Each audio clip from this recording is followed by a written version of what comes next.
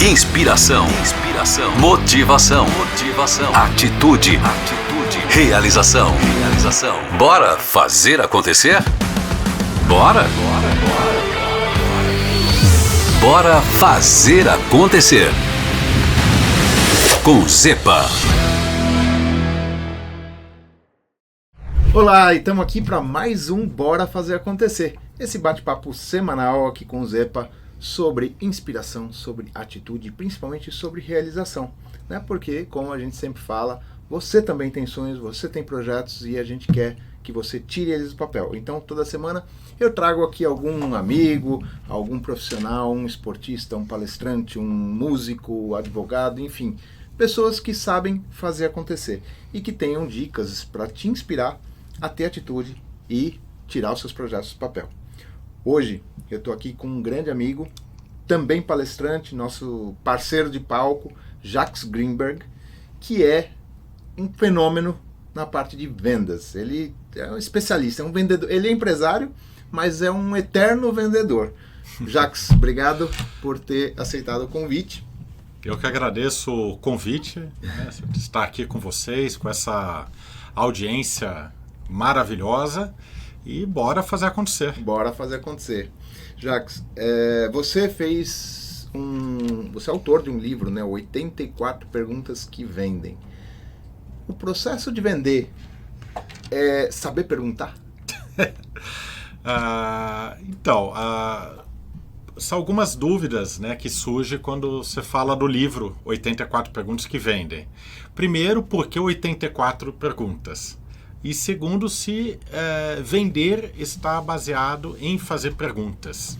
Uhum. E a resposta é, por que 84? Né? Na verdade, foram feitas mais de 400 perguntas, onde que eu coloquei em prática em clientes, e as 84 que tiveram nota 9 ou 10 foram para o livro. Eu separei de todas as que tiveram nota 9 ou 10 na hora da negociação. E por acaso deu 84. Por acaso. Então por o número acaso. é por acaso, O número não é cabalístico. Não é cabalístico, não tem motivo nenhum. São perguntas que funcionam no dia a dia, numa venda, no varejo, em serviço. E daí vem a resposta da sua pergunta. Né? Toda negociação, toda venda, podemos dizer que a base são perguntas? O que eu digo é o seguinte: se você quer ser interessante, saiba fazer as perguntas certas. O ser interessante ele tem que ser interessado. E para ser interessado, ele tem que perguntar. Tem que perguntar. Né? Então, para ser interessante, precisa ser antes interessado e para não se parecer interesseiro. Interesseiro. E quando você faz perguntas, sem parecer um interrogatório, ao outro lado ele vai querer contar. Ele vai querer falar, responder, falar sobre ele, falar sobre suas necessidades. E o bom negociador capta essas respostas, consegue compilar para vender o melhor serviço ou produto para aquele cliente. Isso funciona não só em vendas de produtos e negócios, vendas de ideias, um professor para os seus alunos, os pais para os seus filhos, uma pessoa paquerando outra pessoa. Nós somos vendedores o tempo todo. Nós somos vendedores o tempo todo. Às vezes o cara fala, não, eu não sirvo para vendas, eu não me dou bem com vendas. Cara, você é um vendedor o tempo todo. Às vezes o cara é um pouco mais desenvolvido na habilidade de venda, às vezes um pouco menos, mas todos nós somos vendedores. Quando a gente quer algo, quando a gente quer fazer acontecer, a gente precisa vender a nossa ideia, o nosso projeto, a nossa vontade para os outros aderirem àquela ideia. Né? Um grande exemplo, Zepa, por exemplo, você quer almoçar na casa dos seus pais no final de semana, ou a esposa e chega para você e fala, vamos almoçar na casa dos meus pais no final de semana, no domingo. As chances do companheiro ou companheira falar feliz, vamos, é pequena. Feliz. Entendeu? Né? Então, é o jeito de perguntar. Quando você quer algo, você precisa primeiro demonstrar a preocupação com a outra pessoa. E a outra pessoa tem que entender que ela faz parte daquele contexto. O que isso quer dizer? Jacques, qual seria a pergunta para conduzir meu companheiro, minha companheira a querer ou aceitar numa boa e feliz visitar meus pais no final de semana? A pergunta seria simples. Primeiro, diga que vocês dois precisam visitar os seus pais. Por exemplo, amor, precisamos visitar meus pais, mas eu não quero atrapalhar o seu final de semana. A sua preferência é irmos no sábado ou no domingo?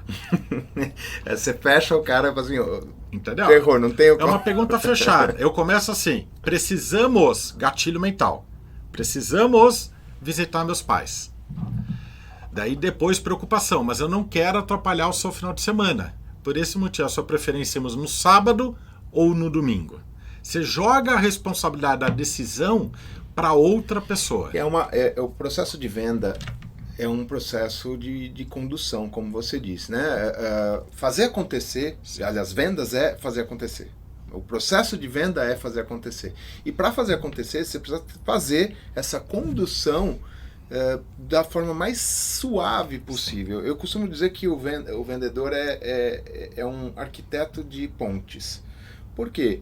Você tem que conduzir o teu cliente do ponto A para o ponto B da forma mais fácil, mais barata, mais prazerosa possível. E o ponto B é o quê? É ele feliz, é ele satisfeito com aquele produto ou serviço que ele quer comprar, né?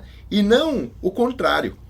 Porque muitas vezes, você já deve ter visto isso na sua carreira, o vendedor pega e fala assim, cara, me ajuda a bater meta. Puta que pariu, cara. Peraí, quem é que tá vendendo o que aí? Quem tem que ajudar quem, né? Quem tem que ajudar quem? Né? Então, o processo de venda é um processo de condução e de ajuda, né? Sim. E o cara tem que sair satisfeito. Na verdade, tem dois pontos que muitos negociadores, os de sucesso, os que vivem das vendas, eles já sabem disso, que primeiro, nem sempre o cliente sabe o que ele quer e precisa. Daí entra a venda consultiva. Eu já consegui vender valor agregado financeiro maior descobrindo o que meu cliente realmente quer. Meu cliente pede X e eu mostro que ele precisa, para resolver aquele problema dele, ele vai precisar de Y mais Z. Então eu consigo aumentar o ticket médio, agregar valor na minha entrega. Né? Esse é o primeiro ponto. Segundo ponto, então, nem sempre o cliente sabe o que ele quer e precisa. E segundo, eu prefiro perder uma venda, mas ganhar um cliente. O que isso quer dizer?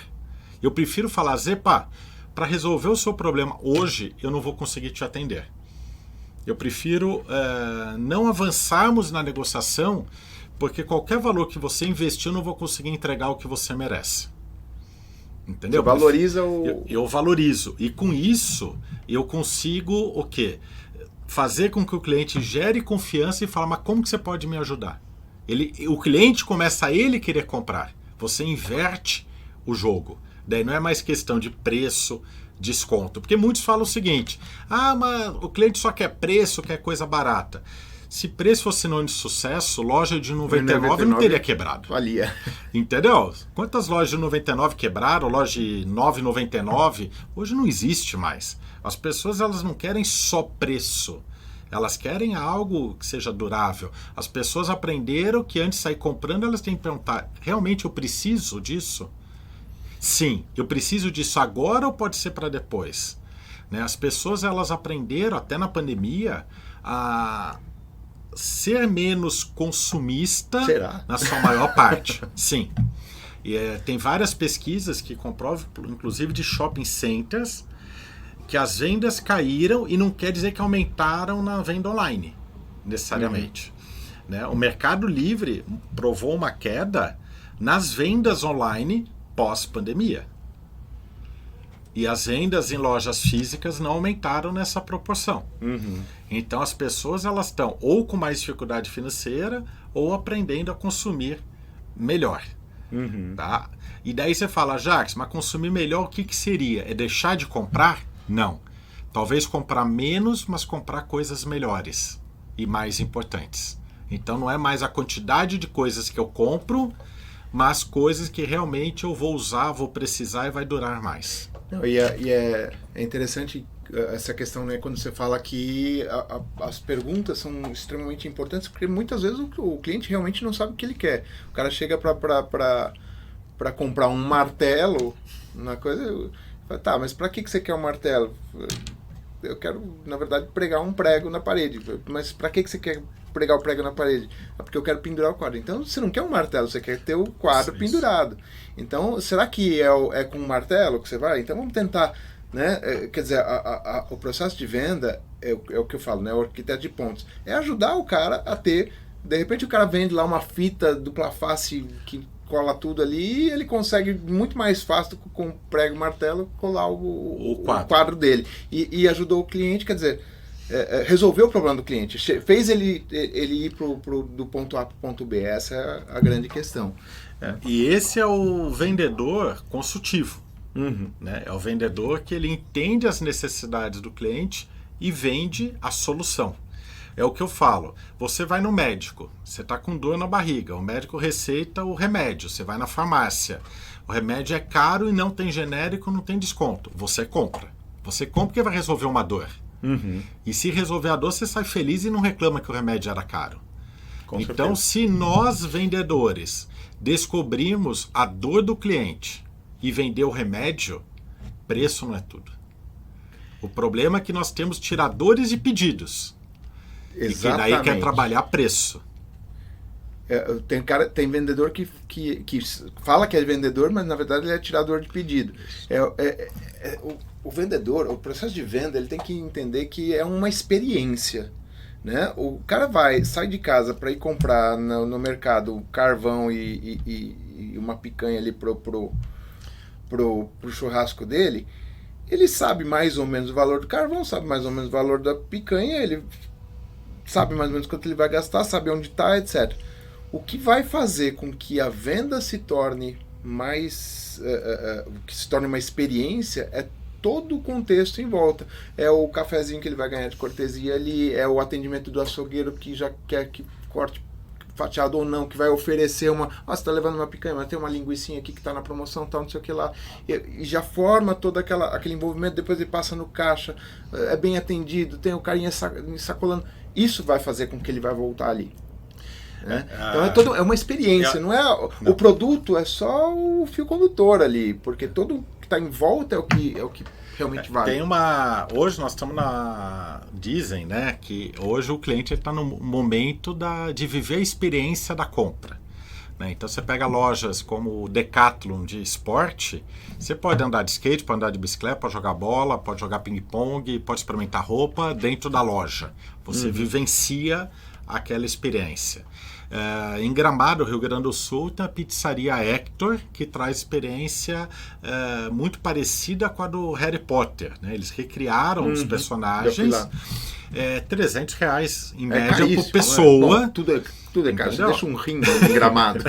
Mas R$300 em média por pessoa, e o problema não é o preço. São 2 horas de fila. E daí você tem restaurante que cobra rodízio de pizza por R$30 e tem mesas sobrando que está quebrado. E com altíssima qualidade, porque não quer dizer que eu não tenho experiência, que eu não tenho a qualidade. São 2 coisas diferentes. Mas não adianta eu ter a melhor qualidade se o cliente não sabe. E para o cliente entrar no seu estabelecimento, ele quer ter uma ideia de que experiência que ele vai vivenciar. Eu vi uma vez uma matéria de um restaurante que toda a experiência é de você ser maltratado. Os garçons, tudo mais, eles te xingam, eles erram o pedido, faz a coisa toda... e tem fila de espera. Tem um restaurante em Londres, esqueci o nome agora. Em Londres tem 2 restaurantes que eu tive a oportunidade de conhecer. Um é o que você é maltratado. Eu não sei se tem outro, eu não conheço, se tem aqui no Brasil. Mas em Londres eu tive a oportunidade de ir. Né? E, primeiro, o cardápio não tem preço. Você escolhe, vem tudo errado, já é maltratado, que você não sabe quanto você vai pagar. E se você perguntar para o garçom, ele fala, não sei o preço, na hora que chegar a conta você paga o que vier. E não tem choro, e é experiência. Né? E um outro, que você não sabe o prato. É o prato do dia, você não sabe o que vem, e você come vendado. Então é uma experiência, e esse já tem o preço. Não é barato, mas você já sabe, vai pagar tantas libras e é isso, sem saber se você vai gostar ou não da comida. E eu ainda perguntei pro garçom, mas como que funciona? E se eu não gostar? Ele falou, é só levantar e ir embora porque você paga antecipado. Então, antes de fazer o seu pedido, você já vai deixar tudo pago, já vai dizer qual a sua bebida, que é a única coisa que você pode escolher, porque o prato principal, a entrada, o principal é a sobremesa, você não sabe. Você deixa pago, não gostou. Você vê, é uma experiência. Vai embora. No Japão tem um restaurante que todos os garçons são senhores, senhoras, já com um grau mais leve ainda de demência.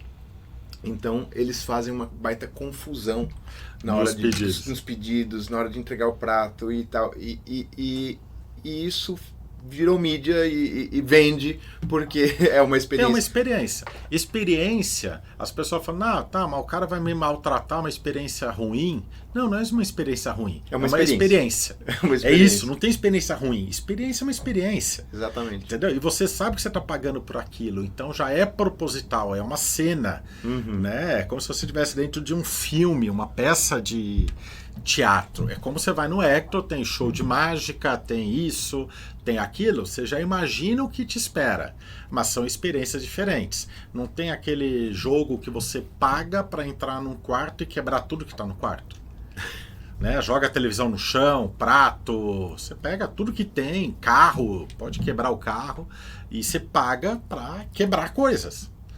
Né? Então são experiências. São experiências. Entendeu? E os clientes querem vivenciar isso. Então minha pergunta, Zepa, é independente de que negócio que você vende, qual a experiência que seu cliente tem no seu estabelecimento? E segundo, qual a garantia que o cliente vai sair satisfeito? O satisfeito é o arquiteto de pontos, mais uma vez. Eu lembrei de uma vez que eu estava com a minha esposa em Portugal e a gente andando ali e tal, ficou tarde, todos os restaurantes fechados, apareceu uma lanchonetezinha ali, a gente entrou, cardápio ali, não tinha nada de muito bom. Omelete de queijo, omelete de fiambre. Falei, putz, vai ser isso, vai ser um omelete, né? Chamei o garçom, falei, amigo, dá pra fazer um omelete de queijo com fiambre? Não podemos. Mas você tem o queijo, você tem o fiambre, por que você não pode fazer os dois juntos? Não podemos, ou é omelete de queijo ou omelete de fiambre. Ora, mas assim, não dá pra misturar, você tem os outros ingredientes. Quando eu faço na minha casa, eu faço omelete de queijo com fiambre. Minha omelete é minha omelete, tua omelete é tua omelete. E eu pedi uma omelete de queijo, uma omelete de fiambre, de presunto, e mandei trazer, coloquei em cima do outro, falei, viu como dá? Gente, é assim, e eu conto isso sempre, conto em palestra, inclusive, porque é uma experiência, ainda que aquilo lá não era provocado, eu não paguei para ser maltratado, mas mas você não foi maltratado. Porque é a cultura portuguesa, é a cultura deles. Assim, é assim. Não tem mudança. Não tem mudança. Se não está no cardápio, não existe. Eles não entendem como fazer algo diferente. Eu viajo muito para Rondônia, né, região de Cacoal, de Paraná, para ministrar palestras. Eu tenho muitos clientes. E numa cidade chamada Rolim de Moura, a 1h30 mais ou menos de Cacoal, eu quis, no meio da tarde, falei, vou sair tomar um café expresso. Primeiro na cidade eu não achava. Daí alguém me falou, não, ali tem um lugar chamado Croissant, tem café expresso. Fui, vazio, não tinha ninguém. Eu entro, tinha uma pessoa no caixa e mais ninguém. Entrei e falei, por favor, tem um cafezinho expresso? Temos. Daí eu falei, posso sentar ali fora? Não tinha ar-condicionado, né? Daí eu falei, posso sentar ali fora, pelo menos pegar um pouco de vento? Ele falou, pode. Sentei. Daí veio a pessoa, me trouxe café e ficou em pé conversando comigo e eu descobri que era o dono do estabelecimento. Eu falei, não, porque eu sou de São Paulo, sou consultor, palestrante na área de venda. Começamos a conversar, chegou uma hora eu falei para ele, olha, pega um café para você, senta aqui, não tem cliente, pelo menos faz companhia, né? Ele falou, eu vou lá. Foi lá, pegou um café, sentou, ficamos conversando, fiz uma consultoria gratuita e o papo foi muito agradável, só que eu precisava ir embora, voltar para o cliente. Cheguei no caixa e falei, tá bom, agora eu queria pagar meu café. Ele falou, 2 cafés, tantos reais. Eu falei, 2? Você ofereceu um pra mim, eu aceitei. Tá certo. E era o dono. Era o dono. Certíssimo. Mas tá certo, eu paguei. Certíssimo. Porque eu falei, pega um café e senta. Ele pegou um café, sentou e cobrou o café. Então é muito assim, levar ao pé da letra, mas às vezes algumas pessoas não percebem na hora da venda, e isso acontece, o quanto que o cliente vem antes de algumas regras da empresa. Né? Eu, por exemplo, nunca mais voltei nesse único café expresso da cidade, eu não voltei. O que eu fiz de diferente, eu dei uma máquina Nespresso para o meu cliente, que eu sempre vou. Eu comprei, mandei entregar para ele no aniversário dele, e eu levo as cápsulas quando eu vou para lá. Coloco cápsulas na bolsa e vou embora. Mas o comerciante, o empresário, ele esquece da experiência do cliente. Ele esquece de pensar, cada vez que entra um cliente no estabelecimento dele, como que esse cliente vai sair diferente. Qual é a expectativa que eu quero desse cliente ao sair da minha loja? Qual é a sensação? Isso é muito importante. E ele esquece muitas vezes que ele também é cliente. Né? Ele, em outro momento ele é cliente. Então ele precisa... E essa história de que o cliente sempre tem a razão? Não é bem assim também, né? Não, eu não concordo. O cliente nem sempre tem razão. Às vezes... aliás, muitas vezes não tem razão, só que o que eu falo, eu tenho algumas empresas pequenas, né? Eu tenho um restaurante, uma escola de cursos profissionalizantes, aluguel de carro para Uber, agência de marketing digital, aqui em São Paulo o restaurante é vegano. Ou seja, é doido. Toda uma doida, tem um monte de coisa. E o que eu falo para o meu sócio, para os meus funcionários, é o seguinte: o cliente tem um problema, o problema não é nosso, mas nós temos que resolver. O cliente tem um problema, o problema não é nosso, mas nós temos que resolver. Sim. O que eu quero dizer? Nem sempre o cliente tem razão, mas nós temos que resolver o problema dele. Entendeu? Ele está dentro do meu estabelecimento, ele tendo ou não tendo razão, ele precisa sair com a sensação assim, resolver o meu problema. Está satisfeito, né? Ele eu tem estou satisfeito. A satisfação de... E nem sempre resolver o problema do cliente é fazer o que ele quer. Exatamente. Esse é um outro cuidado. É o que eu falo. No meu restaurante, várias vezes a pessoa entra, não percebe que é um restaurante vegano, começa a se servir e cadê a carne? Não temos carne, é um restaurante vegano. Ah, mas eu achei que tinha. Não tem problema nenhum. Qual é o seu nome? Zepa. Zepa, por favor, pode me deixar aqui o prato? E não tem problema nenhum. Pode sair e não precisa pagar nada. O seu prato não será reutilizado, porque é buffet, não posso voltar depois que você colocou no prato, mas não se preocupa, você não precisa pagar nada. Meu sócio nisso fala, não, se ele tirou do buffet e colocou no prato, ele tem que pagar. Eu falei, não tem que pagar. Deixa o cliente feliz. Quando você toma essa atitude, começamos a mudar, que é muito frequente a pessoa achar que vai ter carne e se frustrar. Quando você fala, não precisa, a pessoa fala, não, mas pode deixar que eu como, vou experimentar um dia sem carne. Então, quando você se coloca à disposição do cliente para resolver o problema dele, ele percebe que ele está errado, muitas vezes ele aceita e fica feliz. E daí, para esse cliente, se ele aceitou comer, qual que é a orientação da minha equipe? Oferece uma bebida por nossa conta. Olha, já que você vai experimentar uma comida vegana, eu gostaria de um chá gelado, eu gostaria de uma água, um suco. O que você aceita por conta da casa, uma bebida? Já está embutido ali no custo do prato. Eu não estou levando prejuízo. Claro. Entendeu? Mas é um cliente que não seria meu cliente. É o detalhe. Vendas... Para fazer acontecer em vendas são os pequenos detalhes. Isso. O cara, como eu disse, ele não está preocupado, voltando no exemplo do carvão e da picanha. Ele sabe o que ele vai levar. O carvão, ele já tem a marca ali que ele gosta, a picanha ele sabe mais ou menos o tamanho que ele quer e tudo mais. Não é isso que vai fazer ele voltar no estabelecimento. Não é isso que vai fazer ele elogiar para um amigo. Falar, pô, eu gosto desse mercado. Como o açougueiro está atendendo ele, como o caixa atendeu, são os detalhes, é um brindezinho que foi dado. Então é muito importante sair um pouquinho da caixa, né, do venda comprar e pagar. Não é uma troca monetária, simplesmente. Vender não é uma troca de uma quantia de dinheiro por um produto ou um serviço, mas sim, mais uma vez, não sendo repetitivo, é toda a experiência. Toda a experiência. Zepa, você sabe disso. Eu, no meu contrato como palestrante, não é acordo comercial, é uma cláusula padrão do meu contrato. A primeira vez que a sua empresa me contrata, Se você não gostar da minha palestra, basta mandar um e-mail. Não gostamos, e o número do Pix eu devolvo 100% do valor pago em até 48 horas. E não precisa justificar, é só mandar um e-mail e falar não gostei. Entendeu? É a minha garantia de satisfação. Uma garantia. Entendeu? Na minha agência de marketing digital, eu não tenho multa para cancelar. Você quer ficar um mês, eu não trouxe o resultado, pode sair. É o que eu falo para o meu sócio na minha agência. Faça acontecer.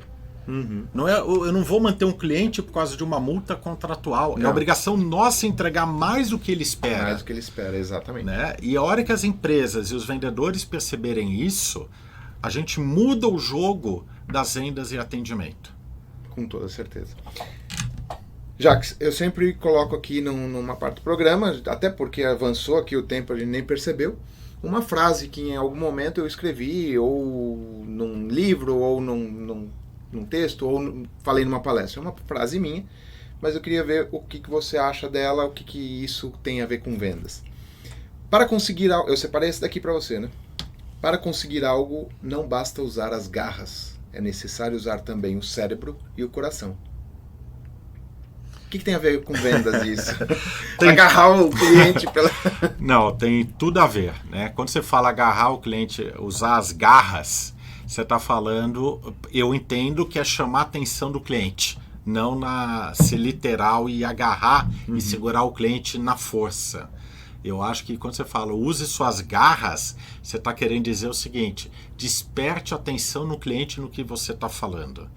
Quando você diz use a mente, você está falando seja inteligente, surpreenda o cliente, faça o que nenhum outro vendedor faria. Não apenas entregue o que ele está pedindo. Faça algo a mais. Mostre para ele o que é melhor para ele. É o remédio. Tá? E quando você fala use o coração, você está dizendo o seguinte, atenda cada cliente não do jeito que você gostaria de ser atendido, mas do jeito que cada um deles quer ser atendido. Que muitas vezes até é parecido com o que você também gostaria de ser atendido, né? É usar bastante o equilíbrio da razão e da emoção, né? Não dá para também, um vendedor técnico, ele às vezes não consegue fazer a venda porque ele é extremamente técnico e o cliente não é tão técnico assim, ele nem entende do que o cara está falando e ele vai falando números e nomes e siglas e tal, e de repente o cara, tá, onde eu me perdi, eu não sei nem o que você está falando, né? Agora, quando ele percebe a necessidade do cliente, ele tenta usar parte da técnica para mostrar que ele sabe, que ele conhece o produto, com a emoção do porquê que o cliente está querendo comprar aquele produto ou serviço, a venda está feita, né? Sim. Razão e emoção juntas. E é a soma, né? Vendas é a soma. É técnica com a emoção. Saber lidar com a pessoa e saber respeitar o momento de cada cliente. E isso eu também acho muito importante. A venda ela é imediatista, só que a fidelização é a longo prazo. Sim. E a questão da venda técnica, como a gente falou agora há pouco, você precisa conseguir entrar no universo da pessoa e entender o quanto ele entende daquilo. Porque o cara pode ser leigo no assunto Sim. e está precisando daquele produto, ou ele pode ser um expert, mais até do que você vendedor, né? Então, é importante saber o nível para que você leve ou diminua o nível de técnica que você vai colocar. Quer dizer, quanto mais técnica, talvez até você precise menos de emoção. Depende do teu cliente. Mas quando você precisa fazer o cara entender o quanto aquela técnica é importante, quanto aquela técnica influencia na qualidade do seu produto ou serviço, aí você vai casando, você está usando muito mais emoção do que a razão ali. Eu não acredito em venda técnica sem emoção. Tá? As pessoas falam, mas venda B2B não tem emoção. Não, tem emoção. Tem. Sempre quando você lidar com pessoas, tem emoção. Tá? O que você tem que entender é exatamente o que você falou, Zepa. O comprador, a pessoa com quem eu estou negociando, é a pessoa de decisão que vai usar o que está sendo comprado e ele entende, conhece, é o técnico, ou é um setor de compras que está ali só para negociar preço, porque recebeu uma demanda e só tem a descrição do que exatamente você precisa. O vendedor técnico B2B, ele precisa saber negociar com quem solicita a demanda e com quem está ali para negociar o preço. Você tem um grande desafio que você tem duas áreas, duas pessoas diferentes e às vezes você não tem acesso às duas, mas você precisa entender as necessidades para vender do jeito certo e do jeito que a empresa quer comprar. E você falou, né, que venda B2B. Ninguém vende para a empresa, você vende para uma pessoa que tem a capacidade de assinar o cheque ali daquela empresa. Mas é um ser humano, então você precisa tratar com a emoção para conseguir conquistar aquele cliente, sempre, né? Jacques, já está chegando no final do nosso tempo. Foi tão bom aqui o bate-papo, mas eu não vou terminar esse podcast sem pedir.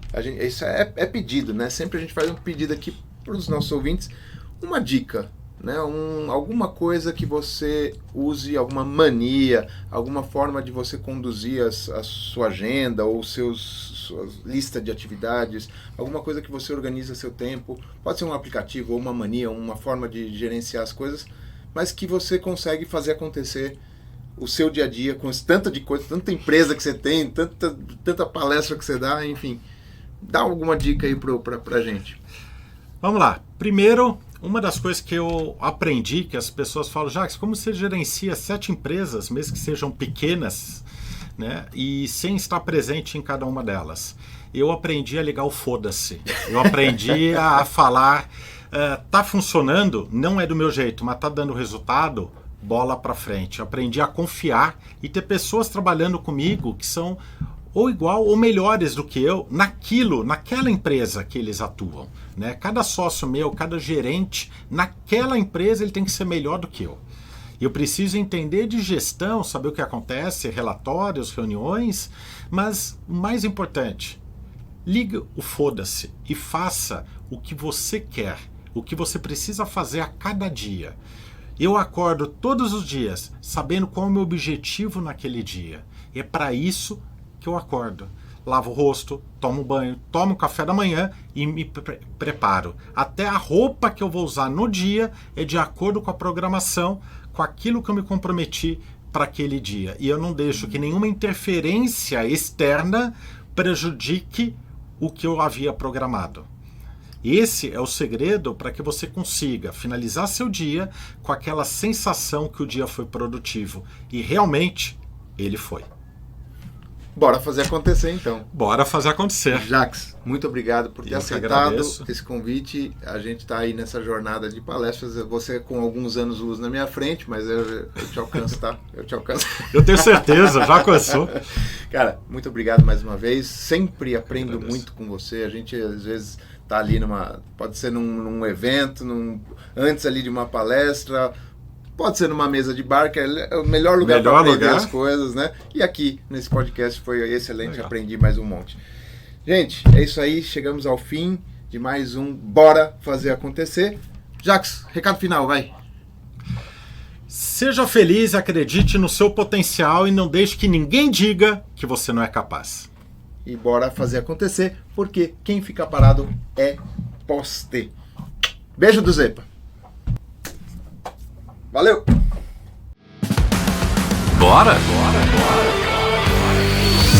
Bora fazer acontecer com Zepa.